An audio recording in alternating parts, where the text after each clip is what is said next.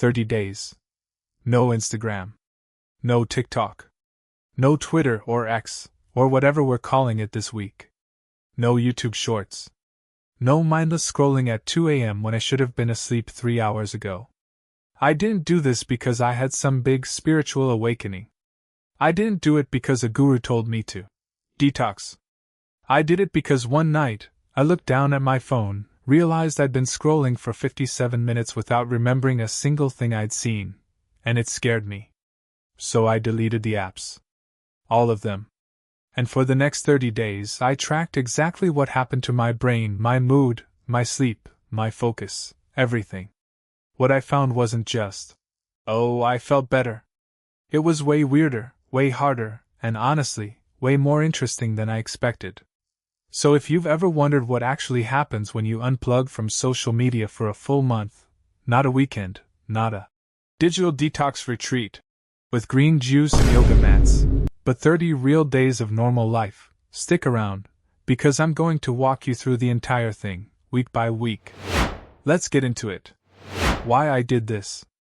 Before I get into the results, let me give you some context, because I think it matters.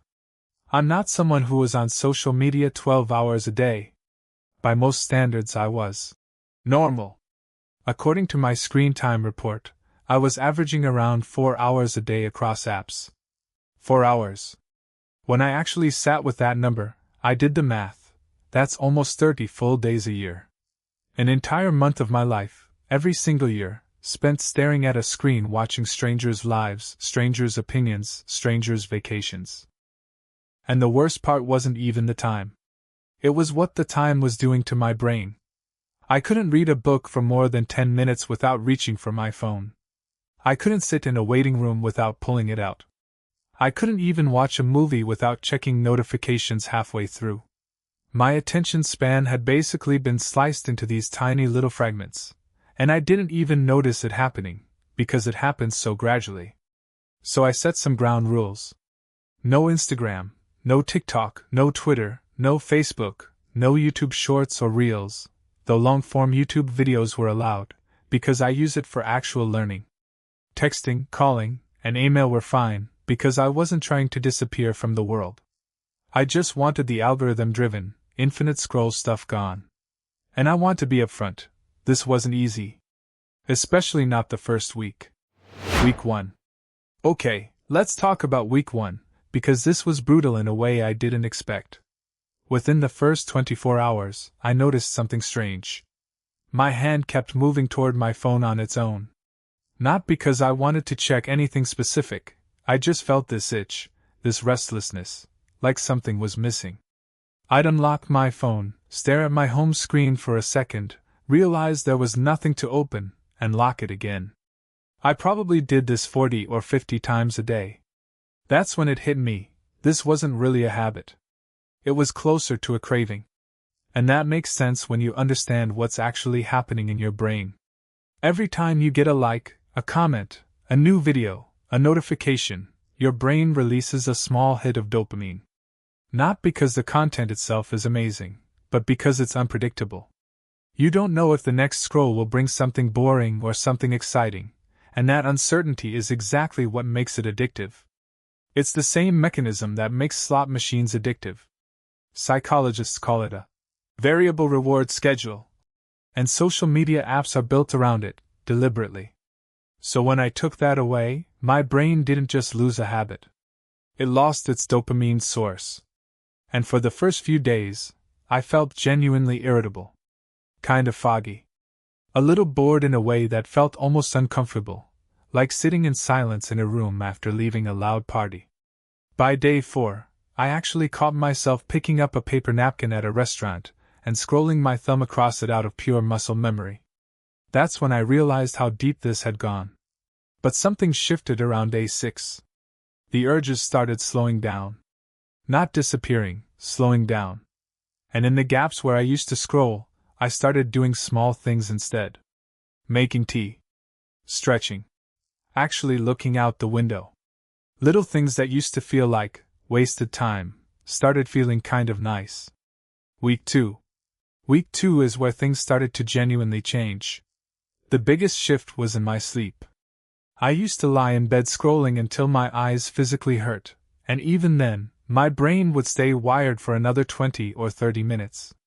Without that blue light and that constant stream of stimulation before bed, I started falling asleep faster. Like, noticeably faster. Within 10 or 15 minutes instead of lying there for an hour. And that better sleep created this ripple effect. I woke up with more energy. I wasn't reaching for my phone first thing in the morning, because there was nothing to check. So instead of starting my day already comparing myself to other people's highlight reels, I started my day just existing. Making coffee. Thinking my own thoughts before anyone else's opinions got into my head. I also noticed my focus getting sharper. Around day 10, I sat down to read, and I realized I'd been reading for almost 45 minutes straight without checking my phone once. That doesn't sound like a big deal, but a month earlier, I couldn't make it past 10 pages without getting antsy. My brain was slowly relearning how to sit with one thing at a time instead of constantly hunting for the next hit of novelty. There's actual research behind this, by the way. Heavy social media use has been linked to shorter attention spans and difficulty with sustained focus, largely because these platforms train your brain to expect constant novelty and quick rewards. When you remove that constant stimulation, your brain, over time, starts adapting back toward longer stretches of deep focus. It's not instant. But by week 2, I could feel it happening. Week 3. Week 3 is when I noticed the biggest change wasn't about focus or sleep, it was about how I felt about myself. Here's something I didn't expect: I stopped comparing myself to people. Not because I made some conscious decision to stop comparing, it just naturally faded, because there was nothing left to compare myself to. No highlight reels. No vacation photos. No day in my life. Videos of people who seemed to have it all figured out. I hadn't realized how much low-level anxiety that constant comparison was creating until it was gone. It's like background noise you don't notice until someone turns it off, and suddenly the silence feels almost loud.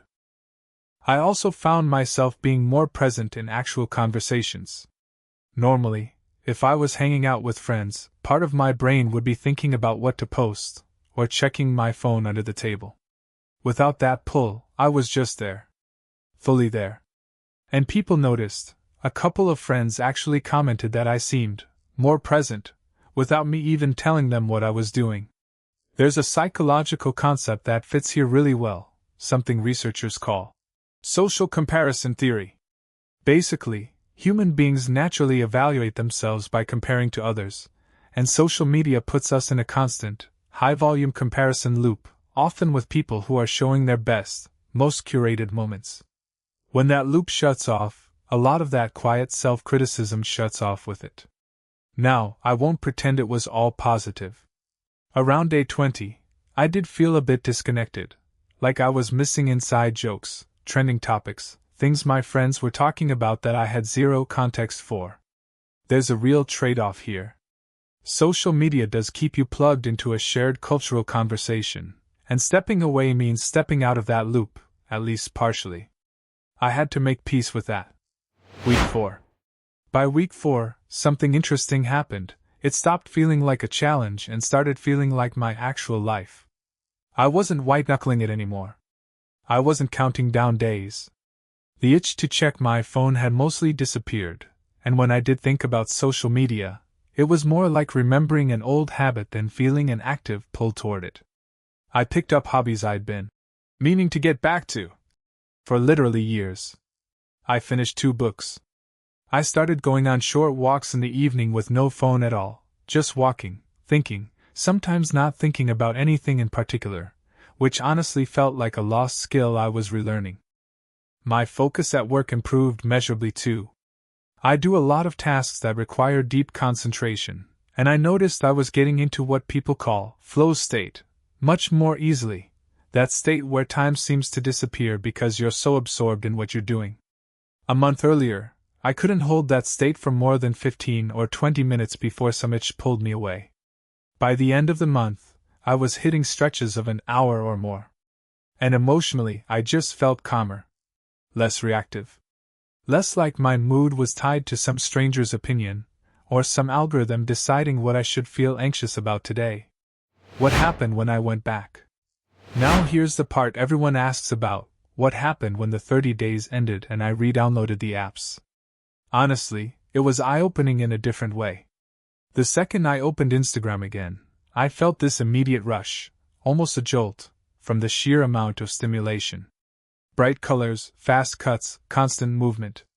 It felt loud in a way I hadn't noticed before, because I'd spent a month without that level of sensory noise. I also noticed how quickly the old patterns tried to creep back in. Within 2 days, I caught myself mindlessly opening the app for no reason at all, just pure habit, muscle memory kicking back in almost instantly. That was honestly the most alarming part. It didn't take 30 days to build the habit back. It took about 48 hours. So I didn't go back to my old habits completely. I kept the apps, but I turned off almost every notification. I set app timers. I made a rule for myself: no phone in the first hour after waking up, and no phone in the last hour before bed. Small boundaries, but based on what I just experienced, I knew exactly how much they mattered. The biggest takeaways. So if I had to boil this whole experience down to a few key lessons, here's what I'd say. First, the first week is genuinely the hardest, and if you're thinking about trying this yourself, expect that. It's not a sign you're doing it wrong. It's just your brain adjusting. Second, your attention span isn't fixed.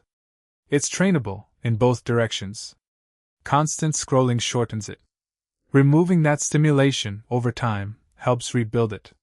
Third, a huge amount of the anxiety and comparison we feel day to day isn't coming from our actual lives. It's coming from the constant stream of other people's curated lives, and we don't even realize how much weight that's putting on us until it's gone. And finally, you don't necessarily need to quit forever. But experiencing life without it, even temporarily, gives you this new kind of clarity about how much of your attention, your mood, and your time you actually want to hand over to an algorithm. So that's what 30 days without social media actually did to my brain. Not some dramatic transformation, but a slow, steady rebuilding of focus, calm, and presence that I didn't even know I'd lost. If you've ever thought about trying something like this, even just for a week, I genuinely encourage it. Not because social media is evil, it isn't, but because most of us have never actually experienced what our own minds feel like without it. If you found this useful, let me know in the comments if you try this yourself, and I'll see you in the next one.